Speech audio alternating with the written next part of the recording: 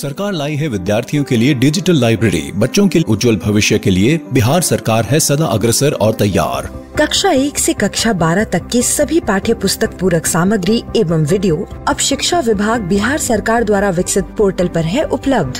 अध्ययन सामग्री देखने के लिए BEPCLots.bihar.gov.in पर विजिट करें अथवा एंड्रॉइड मोबाइल पर गूगल प्ले स्टोर से E-Lots ऐप डाउनलोड करें। शिक्षकों, अभिभावकों एवं बच्चों से अनुरोध है कि इस लाइब्रेरी का अधिक से अधिक लाभ उठाएं और अपनी पढ़ाई जारी रखें। नए आइडियाज और इनोवेशन को आगे बढ़ाने का दुनिया का सबसे बड़ा मंच है इंस्पायर अवार्ड्स मानक, जहां कक्षा 6 से 10 तक के छात्र साइंस और टेक्नोलॉजी से संबंधित अपने आइडियाज और इनोवेशन को देश दुनिया तक पहुंचाने का मौका पा सकते हैं। स्कूल के माध्यम से जल्द अपने आइडिया को इंस्पायर अवार्ड मानक के वेब पोर्टल पर जमा करवाएं और अपने इनोवेटिव यात्रा की शुरुआत करें। ये करेगा आपके सपनों को साकार और एक नए नवसर्जक भारत का निर्माण। इंस्पायर अवार्ड्स मानक, इंस्पायरिंग इनोवेटर्स ऑफ टुमारो। ज्यादा जानकारी के लिए www.inspireawards-bst.gov.in पर जाएं।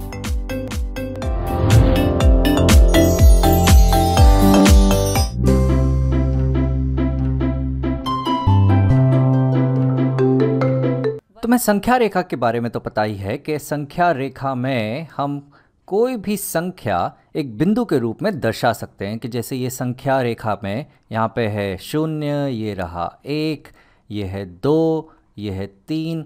तो समझो कि मेरे पास एक संख्या है 2, तो इसे मैं एक बिंदु के रूप में इस एक आयामी संख्या रेखा पे यहाँ पे दर्शा सकता हूँ, यहाँ पे इसे दिखा सकता हूँ। अब सवाल ये है, क्या मैं 2 संख्याएं ले सकता हूँ? समझो कि 3 और 5। क्या मैं 2 संख्याएं लेकर इसे एक दो आयामी प्रतल पर दर्शा सकता हूं क्या? तो यही हमारा काम है कि ऐसी संख्या को इस निर्देशांक प्रतल पर, जी हाँ, इसे कहते हैं निर्देशांक प्रतल, इस पे बिंदु के रूप में हम इसे कैसे दर्शा सकते हैं। तो चलो शुरू करते हैं। तुम्हें पता तो चली गया है कि इसे कहते हैं निर्देशांक प्रतल, और यहाँ पे ये जो संख्याएं हैं इन्हें हम कहते हैं निर्देशांक। यहाँ पे ये जो तुम 2 रेखाएं देख रहे हो, इसमें से जो ये आड़ी रेखा है, इस आड़ी रेखा को हम कहते हैं x अक्ष, और ये जो खड़ी रेखा है इसे हम कहते हैं y अक्ष। और यहाँ पे जो 2 संख्याएं हमें दी गई हैं, इसमें जो पहली संख्या है इसे हम मानते हैं कि ये है x निर्देशांक, और ये जो दूसरी संख्या है इसे हम मानते हैं कि ये है y निर्देशांक। तो इस तरीके से ये जो 3 और 5 है इसे हम कहते हैं कि यह है क्रमित जोड़ी, कि पहले 3 आ रहा है जो x निर्देशांक है और बाद में 5 आ रहा है जो y निर्देशांक है। और जहाँ पर ये x और y अक्ष एक दूसरे से टकरा रहे हैं इसे हम कहते हैं हमारा मूल बिंदु, और इसके जो निर्देशांक होते हैं वो होते हैं 0 और 0, और इसे हम कहते हैं हमारा मूल बिंदु। तो चलो अब देखते हैं कि ये 3 और 5 को हम इस निर्देशांक प्रतल पर कहाँ दिखा सकते हैं। तो चलो देखते हैं। सबसे पहले लेते हैं x निर्देशांक जो है 3। तो हमें 0 से शुरू करके x अक्ष में 3 स्थान आगे बढ़ना है। तो 1, 2, 3। यहाँ पर जो x निर्देशांक है वो है 3, और दरअसल इन सारे बिंदुओं पर जो x निर्देशांक है वो 3 है। और यहाँ पे हमें y निर्देशांक दिया गया है 5। तो हमें मूल निर्देशांक 0 और 0 मूल बिंदु से शुरू करते हुए 5 स्थान ऊपर जाना है। तो यह 1, 2, 3, 4, 5। तो यहाँ पे जो y निर्देशांक है वो है 5, और दरअसल इन सारे बिंदुओं पे जो y निर्देशांक है वो 5 है। तो ऐसा कौन सा बिंदु है जहाँ पे x निर्देशांक 3 हो और y निर्देशांक 5 हो, ये दोनों एक साथ होने चाहिए? तो वो मुझे दिख रहा है कि वो रहा ये बिंदु। ये बिंदु पर जो x निर्देशांक है वो है 3 और जो y निर्देशांक है वो है 5। तो इस क्रमित जोड़ी को हम बिंदु के रूप में इस निर्देशांक प्रतल पर यहाँ पर दिखा सकते हैं। चलो एक और उदाहरण लेते हैं। समझो कि हमें दिया गया है 2 और 4। अब इस बिंदु को हम इस निर्देशांक प्रतल पर कैसे दिखाएंगे? अब 2 जो है वो है x निर्देशांक, यानी कि हमें 0 से शुरू करके 2 स्थान आगे बढ़ना है। तो हम यहाँ पहुँचेंगे तो इन सारे बिंदुओं पे जो x निर्देशांक है वो है 2 और y निर्देशांक है यहाँ पे 4। तो मूल बिंदु से शुरू करके हमें 4 स्थान ऊपर बढ़ना है। तो 1 2 3 4 यहाँ पे जो y निर्देशांक है वो है 4 और दरअसल इन सारे बिंदुओं पे जो y निर्देशांक है वो है 4।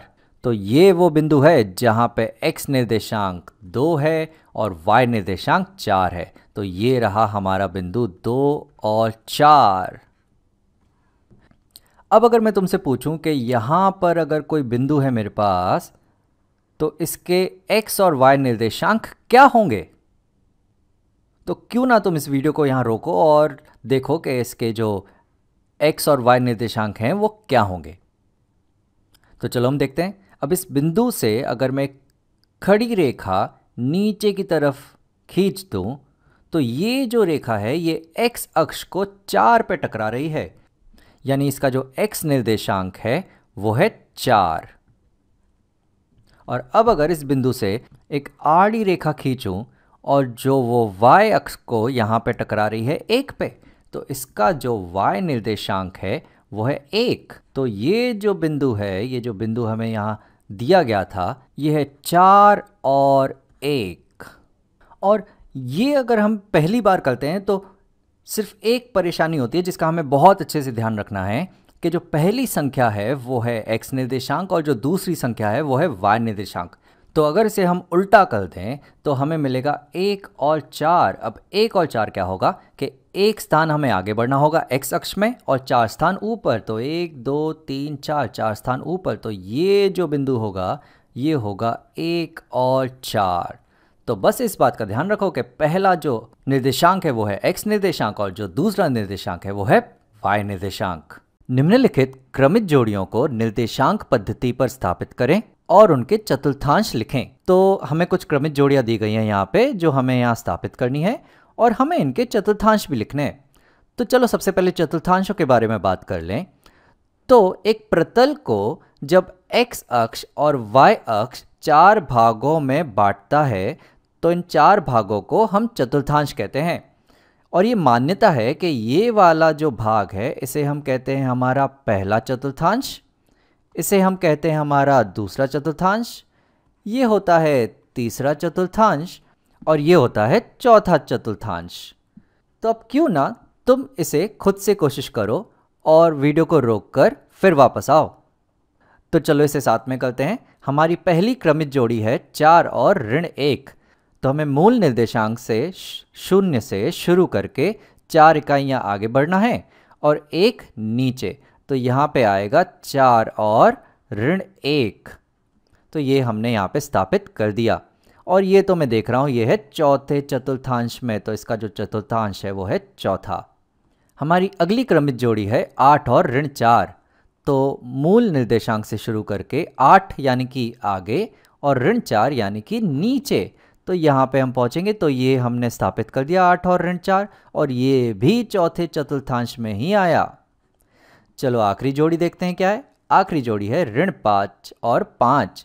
तो मूल निर्देशांक से 0 से शुरू करके 5 बाई तरफ जाएंगे तो 1 2 3 4 5 और 5 ऊपर जाएंगे तो 1 2 3 4 5 हम यहाँ पहुँचेंगे। तो इसे हमने यहाँ स्थापित कर दिया और ये है दूसरे चतुर्थांश में। तो हमारा काम हो गया। निम्नलिखित में से कौन सा बिंदु स्थापित नहीं है? पहला है 3 और ऋण 2। तो 3 दाईं तरफ, 3 आगे और ऋण 2, 2 नीचे की तरफ। तो ये तो पहला ही मिल गया जो स्थापित नहीं है। चलो एक बार बाकी की पुष्टि कर लेते हैं। तो यह है 4 और ऋण 8। 4 दाईं तरफ, ऋण 8, 8 नीचे, ये है ऋण 8 और 3, ऋण 8 बाईं तरफ और 3 ऊपर, ये भी है। 4 और 6, 4 दाईं तरफ और 6 ऊपर, ये भी है। ऋण 1 और 0, ऋण 1 यहाँ पर और 0 यही रहेगा, तो ये भी है। तो हमारा जो पहला है ये यहाँ पे स्थापित नहीं है। चलिए एक और करते हैं। तो यहाँ पे हमारे पास है अगला प्रश्न। यह है ऋण 5 और 0, ऋण 5 बाई तरफ और 0 कहीं भी नहीं, तो ये मिल गया हमें। ऋण 4 और 5, ऋण 4 बाई तरफ और 5 ऊपर की तरफ, तो ये तो यहाँ पे स्थापित नहीं है। मैं चाहता हूँ कि तुम वीडियो को रोककर बाकी बिंदुओं की पुष्टि करो। चलो आगे बढ़ते हैं, एक और प्रश्न लेते हैं। तो यहाँ पे हमारे पास है एक और प्रश्न। यहाँ पे हमारे पास है ऋण 8 और 4, ऋण 8 8 बाई तरफ और 4 4 ऊपर की तरफ, तो ये यहाँ पे स्थापित नहीं है। पहला पहला ही मिल गया। मैं चाहता हूँ कि तुम बाकी बिंदुओं की भी पुष्टि करो।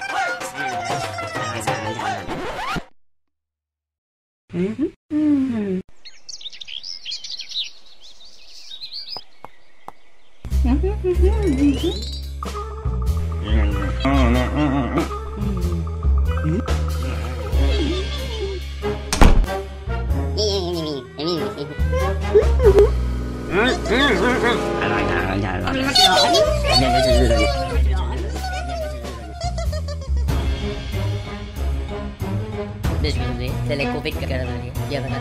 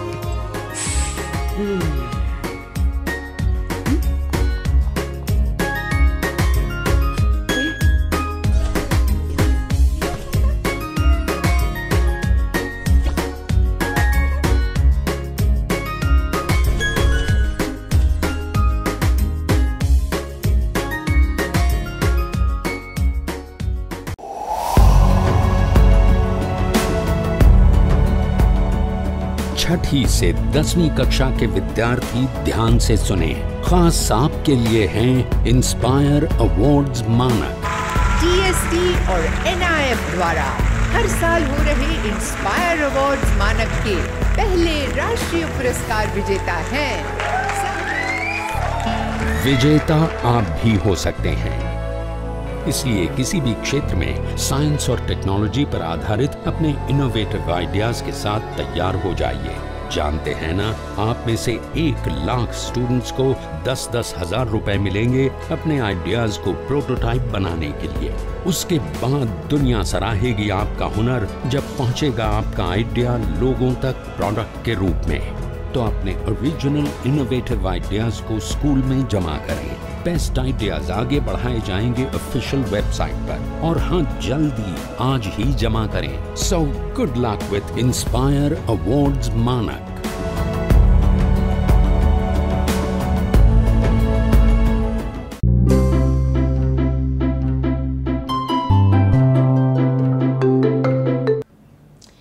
राष्ट्रीय आय की गणना करते वक्त कुछ कठिनाइयों का सामना करना पड़ता है। वह कठिनाइयाँ क्या हैं, उसके बारे में हम अभी चर्चा करेंगे।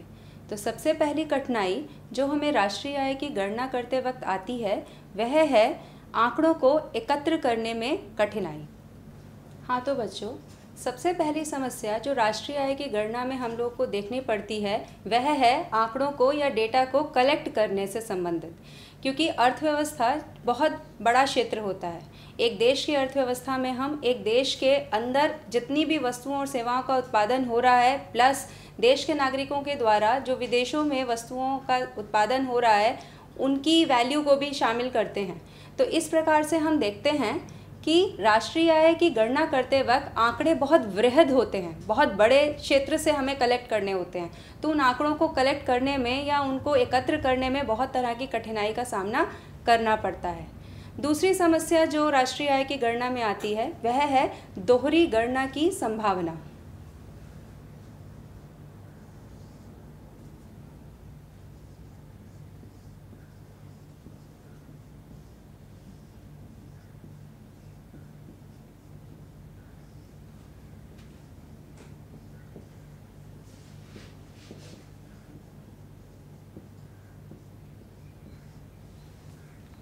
हाँ तो बच्चों, जब भी राष्ट्रीय आय की गणना की जाती है तो एक बेसिक प्रॉब्लम आती है कि कई बार हम उन वस्तुओं और सेवाओं के मूल्य को दोबारा या कई बार तीसरी बार या चौथी बार भी हम कैलकुलेट कर लेते हैं, जिससे राष्ट्रीय आय हमें बढ़ी हुई दिखाई देती है। वास्तव में उतनी वस्तुओं और सेवाओं का उत्पादन नहीं हुआ है, लेकिन क्योंकि हमने उसको कई बार काउंट कर लिया है हर स्टेज पर, इसलिए हमें उत्पादन जो है वो काफ़ी बढ़ा हुआ दिखाई देता है या राष्ट्रीय आय ज़्यादा दिखाई देती है। तो इस समस्या से बचने के लिए हमने चर्चा की है कि दो तरीके अपनाए जाते हैं। पहला तरीका है इससे बचने का वैल्यू एडेड मेथड का, वैल्यू एडेड मेथड या मूल्य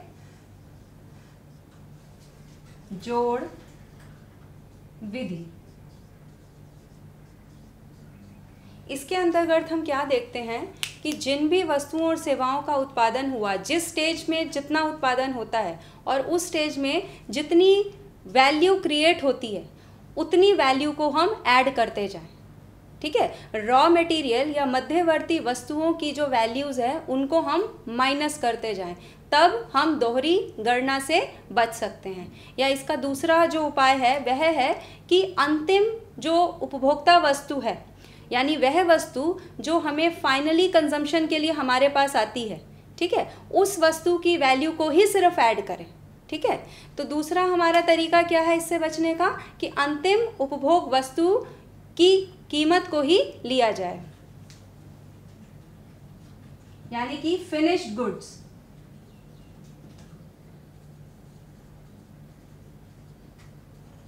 या अंतिम वस्तु। ठीक है, तो इन दो तरीकों का इस्तेमाल करके हम डबल काउंटिंग से या दोहरी गणना से बच सकते हैं। या तो हम वैल्यू एडेड मेथड का इस्तेमाल करें, जिसमें से हम क्या करें, मध्यवर्ती उपभोग को या जो इंटरमीडिएट गुड्स उस उत्पादन के क्रम में जो रॉ मटेरियल यूज़ हुआ है उसकी कॉस्टिंग को हम माइनस करते जाएं रॉ मध्यवर्ती वस्तुओं को। और या दूसरा तरीका है कि हम फिनिश्ड गुड जो लास्ट में वह वस्तु जो डायरेक्ट उपभोक्ताओं के पास उपभोग के लिए आती हैं, जैसे कि ब्रेड है ना, जो हमने कंजम्पशन कर लिया, तो उस ब्रेड की कीमत को ही हम शामिल करें। तो ये तो बात हुई दूसरी समस्या, हमारी दोहरी गणना की संभावना आती है। तीसरी समस्या जो हम लोग के सामने आती है वह है मूल्य को मापने में कठिनाई। तीसरी समस्या मूल्य मापन की कठिनाई।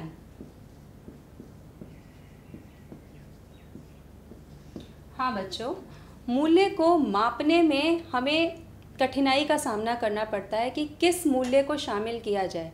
उत्पादन के क्रम में वस्तुओं और सेवाओं को बहुत सारे चरणों को पार करके जाना होता है।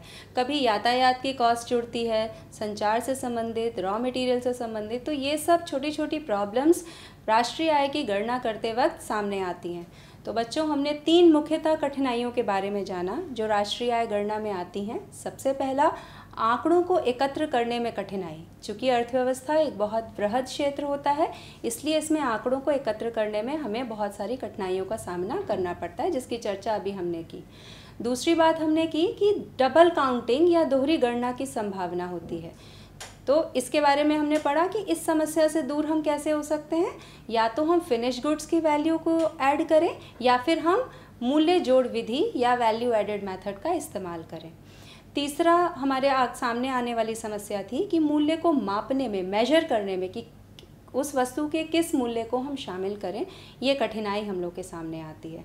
तो अभी तक बच्चों हमने कठिनाइयों के विषय में जाना।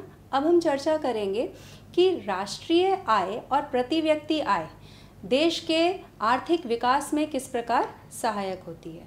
तो इसके लिए हम एक चक्र को स्टडी करेंगे। दो बातों पर निर्भर करता है, ठीक है। पहला तो है उस देश की राष्ट्रीय आय, ठीक है, देश की राष्ट्रीय आय या नेशनल इनकम, और दूसरी जो महत्वपूर्ण चीज़ है वह है प्रति व्यक्ति आय। प्रति व्यक्ति आय और राष्ट्रीय आय, इन दोनों के मिलने से किसी भी देश का या अर्थव्यवस्था के विकास की संभावना बनती है। राष्ट्रीय आय क्या होता है? किसी भी देश की सीमा के अंदर एक वर्ष की अवधि में जितनी भी वस्तुओं और सेवाओं का उत्पादन हुआ है, यदि उसमें हम विदेशों से प्राप्त आय को जोड़ लें, ठीक है, और मूल्य ह्रास या डेप्रिसिएशन की वैल्यू को माइनस कर दें, तो राष्ट्रीय आय निकल कर आती है। जिस देश की राष्ट्रीय आय जितनी ज़्यादा होगी, उस देश का आर्थिक विकास उतना ही ज़्यादा माना जाता है। अब प्रश्न उठता है प्रति व्यक्ति आय। प्रति व्यक्ति आय क्या है बच्चों? प्रति व्यक्ति आय का अर्थ है कि किसी भी देश के प्रत्येक नागरिक को मिलने वाली आय। तो इसकी गणना हम किस तरीके से करेंगे? ये एक तरीके की औसत आय होती है या एवरेज इनकम है। इसे निकालने का तरीका क्या है? यदि हम किसी भी देश की राष्ट्रीय आय में से उस देश की कुल जनसंख्या को भाग दे देते हैं, तो हमें राष्ट्रीय आय प्राप्त हो जाती है, ठीक है। और आर्थिक विकास की प्रक्रिया में राष्ट्रीय आय और प्रति व्यक्ति आय का महत्वपूर्ण योगदान होता है, और अंत में वह देश विकास करता है, यानी अर्थव्यवस्था की प्रगति होती है। अर्थव्यवस्था की प्रगति होती है। तो इस पूरे चैप्टर में हमने बच्चों क्या क्या पढ़ा? शुरू में हमने ये जाना कि राष्ट्रीय आय है क्या, या राष्ट्रीय आय के विभिन्न घटक क्या हैं। तो इसमें हमने 3 धारणाओं के बारे में जाना था। वह धारणाएं थी हमारी, राष्ट्रीय आय की 3 अवधारणाओं के बारे में हमने जाना, जो हैं पहला जीडीपी, यानी कि ग्रॉस डोमेस्टिक प्रोडक्ट, या इसे हम सकल घरेलू उत्पाद भी बोलते हैं। इसमें हम एक देश की सीमा के अंदर जितनी भी वस्तुओं और सेवाओं का उत्पादन देश के नागरिकों प्लस विदेशियों द्वारा जो भी उत्पादन हुआ है, उसको हम इसमें शामिल करते हैं। दूसरा इसकी अवधारणा हमने पढ़ी GNP, यानी ग्रॉस नेशनल प्रोडक्ट या सकल राष्ट्रीय उत्पाद। अब बच्चों इसको देखने से स्पष्ट है कि दोनों सेम है, सिर्फ D और N, इन दोनों में डिफरेंस है।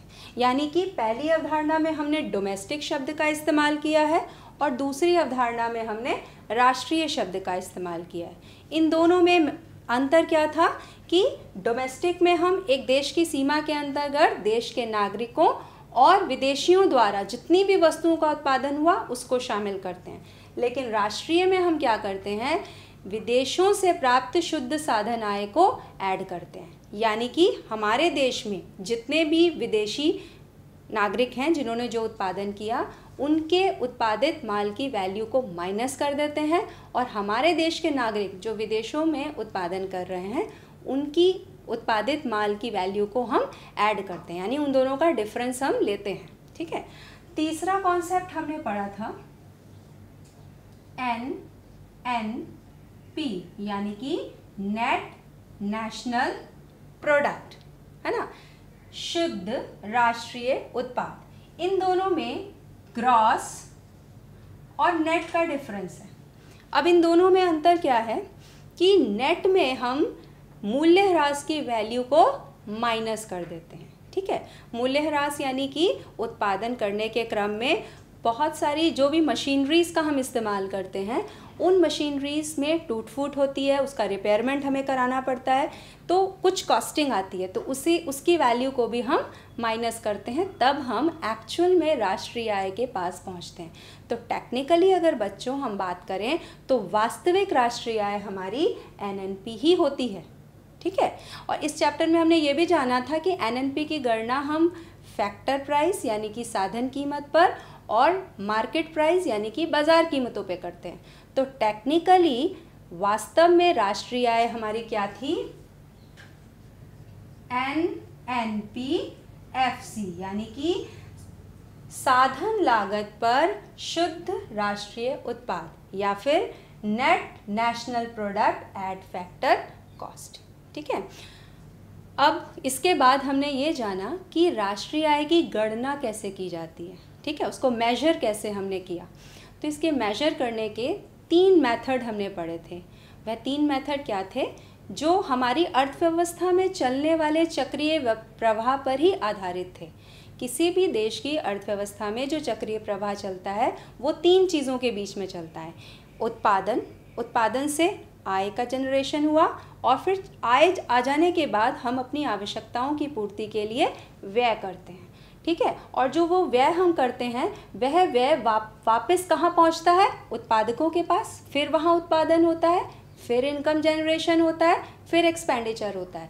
तो मोटे तौर पे हमने क्या देखा कि एक अर्थव्यवस्था में 3 कंपोनेंट्स या 3 घटकों के बीच में प्रवाह हो रहा है। वो क्या है?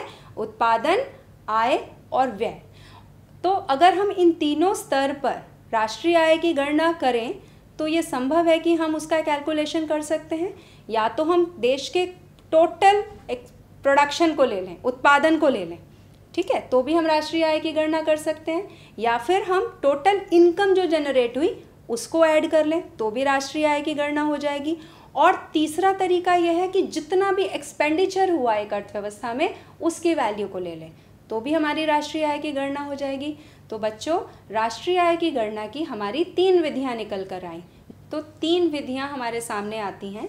पहली विधि है उत्पादन गणना विधि,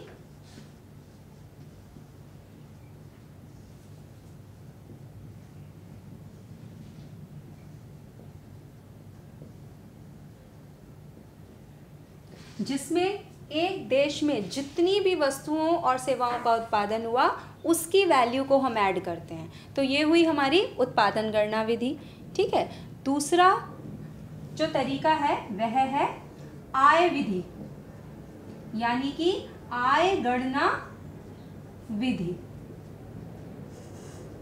आय गणना विधि अर्थात एक अर्थव्यवस्था में जितनी भी वस्तुओं और सेवाओं का उत्पादन हुआ उसके माध्यम से जितनी भी इनकम जनरेट हुई, यानी जो भी चाहे लगान के रूप में हो, चाहे ब्याज के रूप में हो, चाहे प्रॉफिट के रूप में हो, चाहे मजदूरी के रूप में हो, सबको अगर हम ऐड कर लेते हैं तो हमारी आय विधि के अनुसार राष्ट्रीय आय की गणना हम कर पाते हैं। तीसरा तरीका है हमारा व्यय विधि, व्यय गणना विधि। इसके अंतर्गत क्या करते हैं कि आय होने के बाद आवश्यकता पूर्ति के लिए हम व्यय करते हैं। तो व्यय जिस भी स्तर पर होता है, चाहे वो निजी व्यय हो, चाहे वो सार्वजनिक व्यय हो, ठीक है, उस व्यय को अगर हम जोड़ लें तो भी हम राष्ट्रीय आय की गणना कर सकते हैं। इसके बाद हमने जाना कि राष्ट्रीय आय की जब हम गणना करते हैं तो क्या क्या कठिनाइयाँ आती हैं। ठीक है, तो हमें 3 तरह की कठिनाई देखने को मिलती थी। पहली कठिनाई थी कि आंकड़ों को एकत्र करने की कठिनाई, कि किस प्रकार से आंकड़ों को एकत्र हम करें। दूसरी कठिनाई हमको आती थी डबल काउंटिंग होने की संभावना होती थी या दोहरी गणना की संभावना होती थी, उसको कैसे हम अवॉइड करें। और तीसरी समस्या आती थी कि मूल्य को हम मापें कैसे, ठीक है, जो वैल्यू है वस्तुओं और सेवाओं की उसका मेजरमेंट कैसे करें, किस वैल्यू को हम शामिल करें। उसके बाद हमने ये जाना कि किसी भी राज्य या राष्ट्र के विकास में उस देश की राष्ट्रीय आय या प्रति व्यक्ति आय का क्या स्थान होता है। तो बच्चों, ये हम सभी जानते हैं कि आय के बिना, मुद्रा के बिना, आय के बिना किसी भी देश का विकास होना असंभव है। तो हमें राष्ट्रीय आय और प्रति व्यक्ति आय किसी भी देश की जितनी ज़्यादा होगी वह देश उतना ही अधिक विकसित माना जाता है। विनिमय, मुद्रा के जन्म से पहले या मुद्रा के आने से पहले विनिमय यानी कि ट्रांजैक्शन कैसे किए जाते थे। विनिमय का अर्थ हुआ कि वस्तुओं का लेन देन हम कैसे करते थे। तो प्राचीन काल में भी अर्थव्यवस्था चाहे छोटे स्तर पे ही सही लेकिन हुआ करती थी, और अर्थव्यवस्था का विकास मानव सभ्यता के विकास के साथ साथ जुड़ा हुआ है। तो पहले जो विनिमय हुआ करता था वह वस्तु विनिमय हुआ करता था, यानी कि बार्टर सिस्टम, एक वस्तु के बदले दूसरी वस्तु को लेना या देना, ठीक है। तो अब हम, जैसा कि अभी हमने एक स्टोरी देखी बच्चों, उस स्टोरी में भी हमने ये देखा कि ट्रांजैक्शंस जो हो रहे थे वो वस्तुओं के बदले वस्तुओं के साथ हो रहे थे। जैसे उस कहानी में एक किसना नाम का फार्मर था और दूसरी तरफ मनोज नाम का एक मोची या कॉबलर था। तो मोची को जब भी, या मनोज जो कॉबलर था, उसको जब भी सब्जियों की आवश्यकता होती थी वह अपने द्वारा बनी हुई चप्पल को लेके मनोज के पास किसान के पास जाता था और किसान को वह चप्पल देकर उसके बदले में सब्जी ले लेता था। अब धीरे धीरे उसको ज़्यादा सब्जियों की ज़रूरत हुई, वह किसना के पास गया और उसने उसको एक चप्पल और देनी चाहिए, एक पेयर स्लीपर्स का, लेकिन अब किसना ने मना कर दिया कि अब उसको ज़रूरत नहीं है, ठीक है, क्योंकि हर समय चप्पल जो है वो ड्यूरेबल है, वो लंबे समय तक चलेगी। तो ऐसे में मनोज उस किसना से अपना सामान नहीं ले पाया, तो विनिमय नहीं हो पाया। अब दूसरी स्थिति में उसको हेयर कट की ज़रूरत थी, तो वो हेयर कट करने के लिए कहाँ गया, बार्बर के पास गया। तो बार्बर ने जो हेयर कट की जो वैल्यू थी वो उसकी चप्पल की वैल्यू से कम थी। तो अब ऐसी स्थिति में वो उस चप्पल को पेयर ही देगा, ऐसा तो नहीं है कि वो एक सिंगल चप्पल उसको दे देगा, ठीक है, और हेयर कट करा के आ जाएगा। तो ऐसी स्थिति में भी उसका विनिमय नहीं हो पाया। तीसरी स्थिति में उसने क्या देखा कि उसको दूध चाहिए, वो दूध लेने के लिए मिल्कमैन के पास गया। तो वहाँ भी यही हुआ कि एक पेयर स्लीपर्स के बदले मिलने वाले दूध की क्वांटिटी बहुत ज़्यादा थी, तब भी उसका ट्रांजैक्शन नहीं हो पाया। क्यों? क्योंकि ज़्यादा दूध लेके वो करेगा क्या, जो दूध है वो पेरिशेबल गुड है, यानी कि वो जल्दी ख़राब हो जाएगी, वो उसको ज़्यादा दिन तक स्टोर भी नहीं कर सकता। तो ऐसी स्थिति में भी उसका ट्रांजैक्शन नहीं हो पाया। तो यहाँ पर हम बच्चों विनिमय के दो माध्यमों के बारे में पढ़ेंगे, और वह दो माध्यम हैं वस्तु विनिमय प्रणाली और दूसरा है मौद्रिक विनिमय प्रणाली। तो बच्चों, जैसा कि हम जानते हैं कि मौद्रिक विनिमय प्रणाली मुद्रा के जन्म के बाद आई, तो और मुद्रा का जन्म तो काफ़ी बाद में हुआ। तो उससे पहले जो वस्तु विनिमय प्रणाली थी उसमें क्या होता था कि एक वस्तु के बदले दूसरी वस्तु का आदान प्रदान किया जाता था। यानी कि जैसे मान लो एक व्यक्ति है, उसके पास सेब है और दूसरे व्यक्ति के पास चावल है। अब इन दोनों को आपस में विनिमय या ट्रांजैक्शन करना है। तो ऐसी स्थिति में जिसके पास सेब है उसे चावल की आवश्यकता होनी चाहिए, और जिसके पास चावल है उसे सेब की आवश्यकता होनी चाहिए, तभी इन दोनों के बीच में विनिमय या ट्रांजैक्शन संभव हो पाता है। तो क्या होता था कि वस्तु विनिमय प्रणाली जब हुआ करती थी तो बहुत सारी समस्याएं आती थी सामने, जिन समस्याओं के कारण यह सोचा गया कि इन समस्याओं को दूर कैसे किया जाए। तो हमें कोई एक ऐसा मीडियम चाहिए था जिसके माध्यम से ट्रांजैक्शंस आसानी से हो सकें, और वही मीडियम जो था वो मुद्रा के रूप में आया, ठीक है। लेकिन वो समस्याएं क्या थीं जो हमें वस्तु विनिमय में देखनी पड़ती थी, उनकी चर्चा हम पहले करेंगे। सबसे पहली समस्या आती थी आवश्यकता के दोहरे संयोग का अभाव। अब ये आवश्यकता का दोहरा संयोग क्या होता है?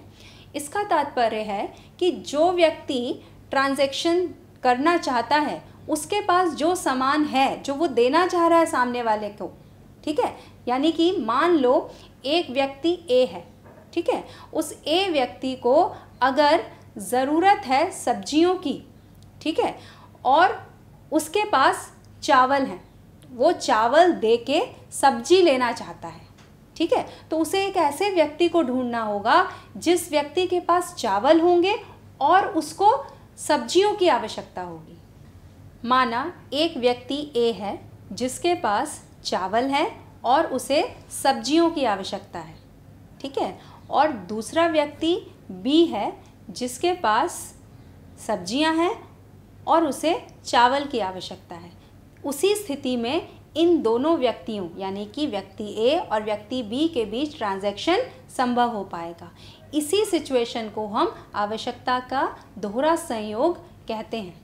यह समस्या बहुत गंभीर है क्योंकि हर बार ऐसा नहीं होता है कि हमें जिस वस्तु की आवश्यकता है, ठीक है, और हमारे पास जो वस्तु है वही वस्तु लेने के लिए सामने वाला तैयार हो जाए, ठीक है, और उसके पास जो वस्तु है वो मुझे चाहिए, ये ठीक है, मैं उससे ले सकती हूँ, लेकिन कोई ज़रूरी नहीं कि उस व्यक्ति को भी वही वस्तु चाहिए हो जो मेरे पास पहले से उपलब्ध हो। तो ऐसी स्थिति में विनिमय जो है वो बहुत कॉम्प्लिकेटेड हो जाता था, ठीक है। दूसरी समस्या हम लोग के आगे आती थी मूल्य के सामान्य मापक का अभाव, यानी कि किस आधार पर हम ट्रांजैक्शन करें या मूल्य का जो मापक है मापे कैसे कि किस आधार पर हम विनिमय करेंगे।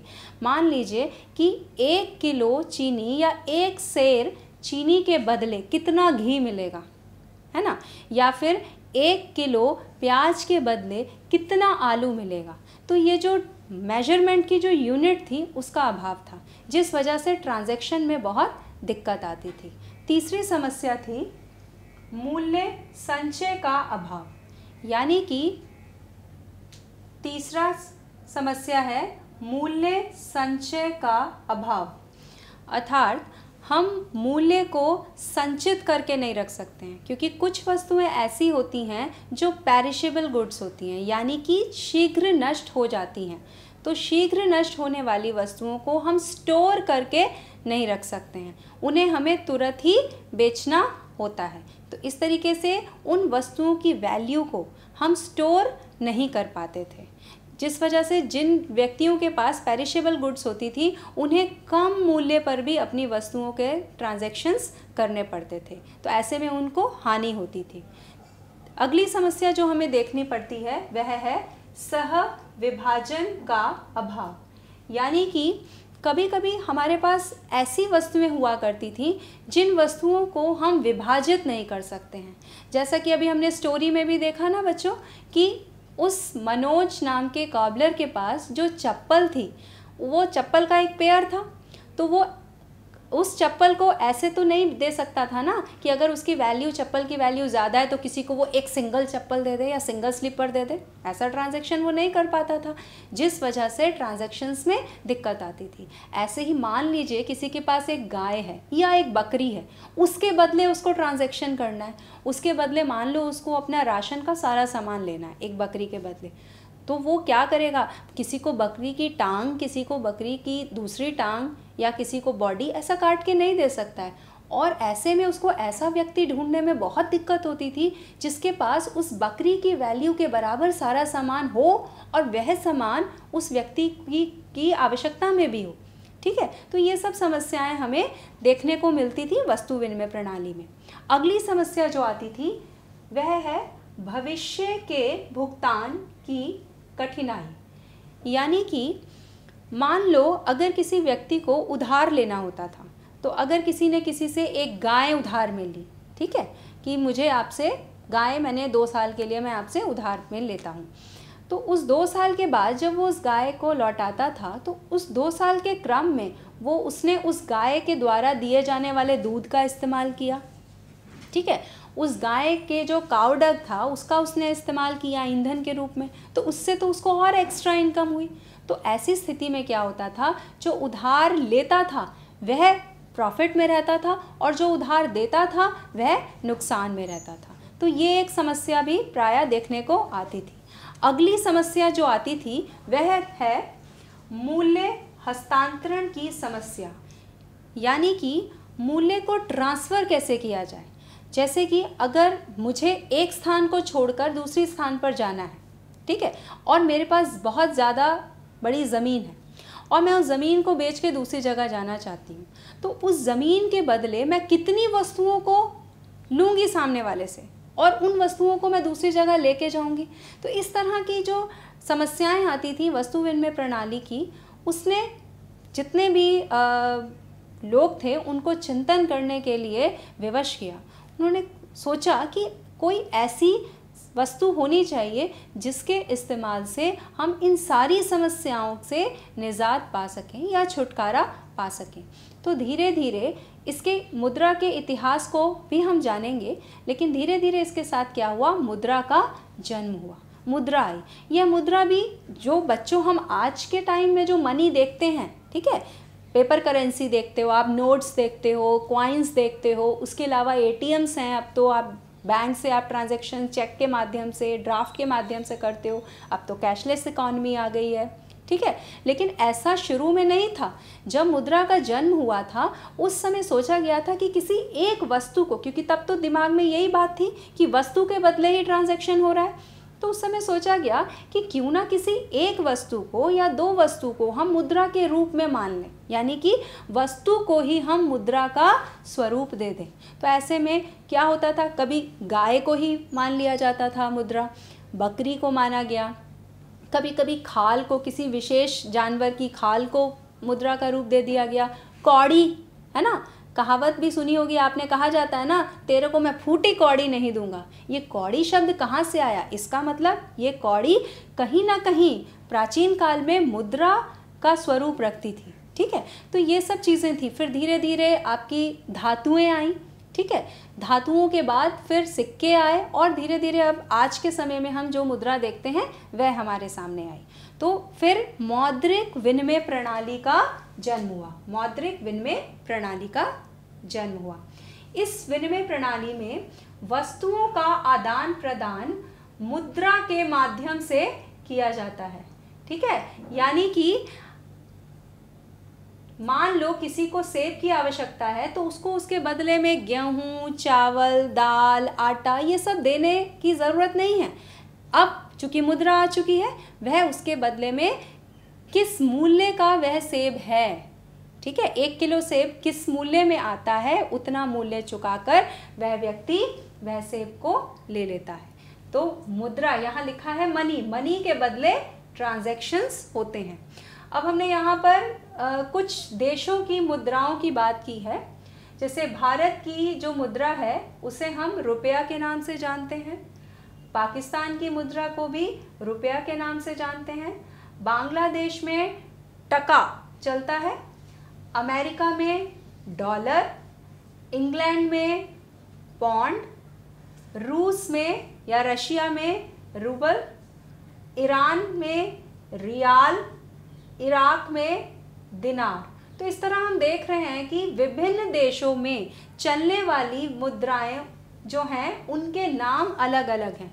तो हर देश ने अपने अनुसार मुद्रा को एक नाम दिया, ठीक है, और उसके अनुसार उन्होंने धीरे धीरे ट्रांजैक्शन शुरू किए और वस्तु विनिमय प्रणाली का रूप बदलकर मौद्रिक विनिमय प्रणाली में परिवर्तित हो गया।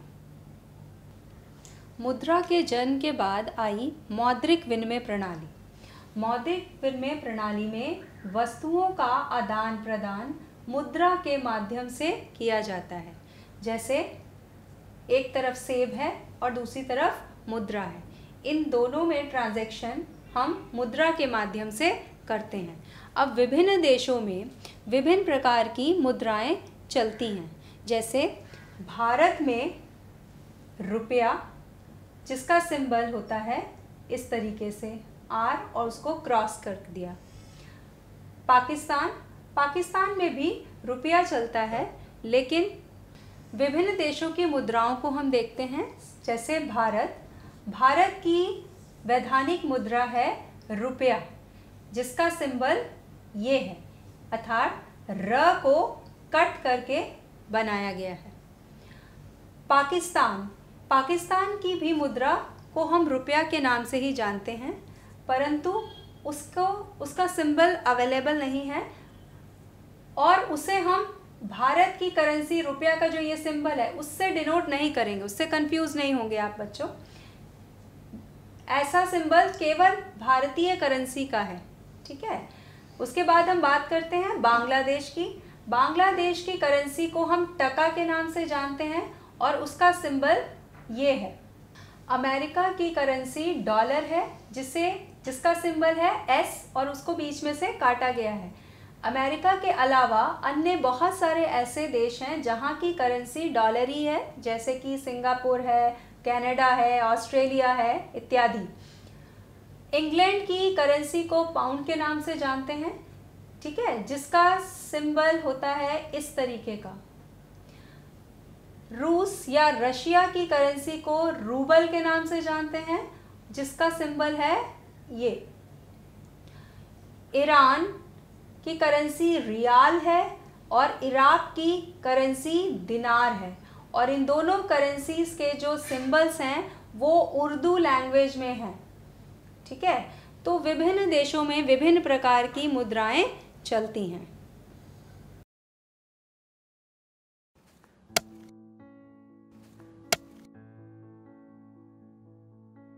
अरे भाई राजू, क्या?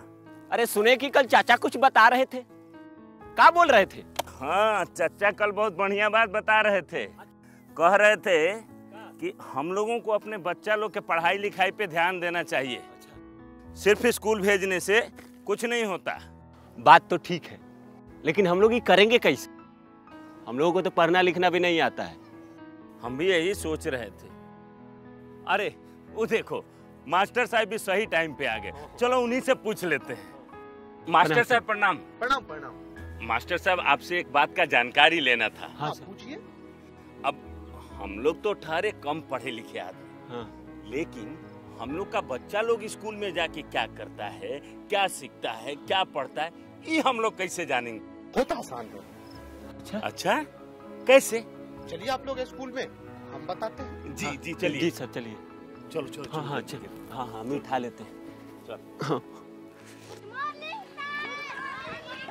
आइए, ये देखिए, ये है क्लास 3 का अधिगम प्रतिफल पोस्टर।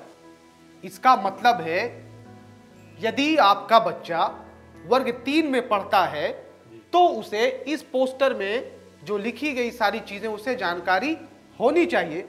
ये क्या है? पक्षी। और ये क्या है? पेड़।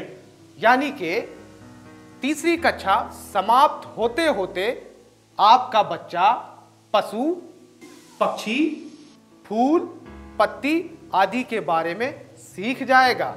हर क्लास और हर विषय के लिए अधिगम प्रतिफल पोस्टर बनाए गए हैं। आइए कुछ दूसरे तरीके जानते हैं। जी सर। ये देखिए, ये है हमारे बच्चों की कॉपियाँ और ये है सही का निशान। इसका मतलब है कि इस प्रश्न का उत्तर आपके बच्चे ने बिल्कुल सही दिया है। जितना ज़्यादा होंगे ये निशान उतना बढ़िया सीखा है आपका बच्चा। और ये क्या है?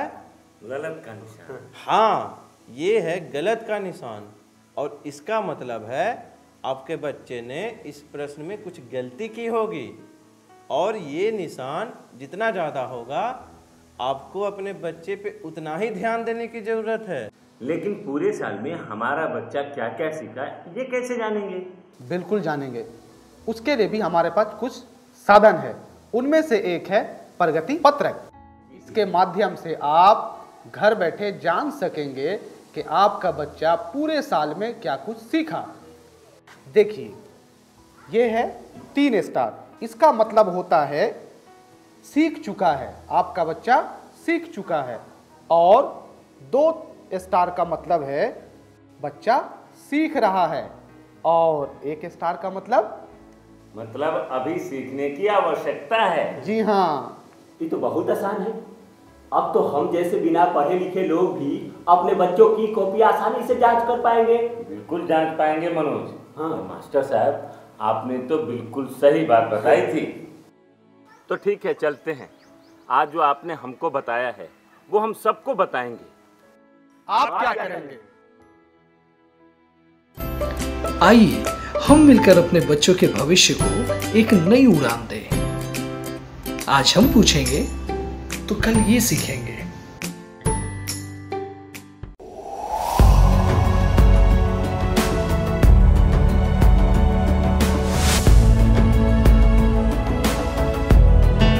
नमस्कार। आप शिक्षकों द्वारा दी गई अच्छी शिक्षा से आज लाखों विद्यार्थी इनोवेशंस कर रहे हैं। उन सभी को इंस्पायर अवार्ड्स मानक में हिस्सा लेने प्रोत्साहित कीजिए।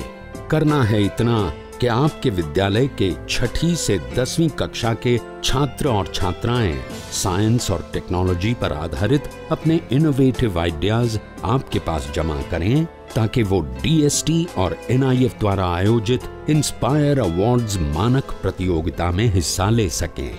1 लाख छात्रों को 10-10 हजार रुपए मिलेंगे अपने आइडियाज को प्रोटोटाइप्स बनाने के लिए। फिर छात्र डिस्ट्रिक्ट, स्टेट और नेशनल लेवल पर अपने इनोवेशंस को दिखाएंगे। फिर प्राइजेस और सम्मान पाएंगे।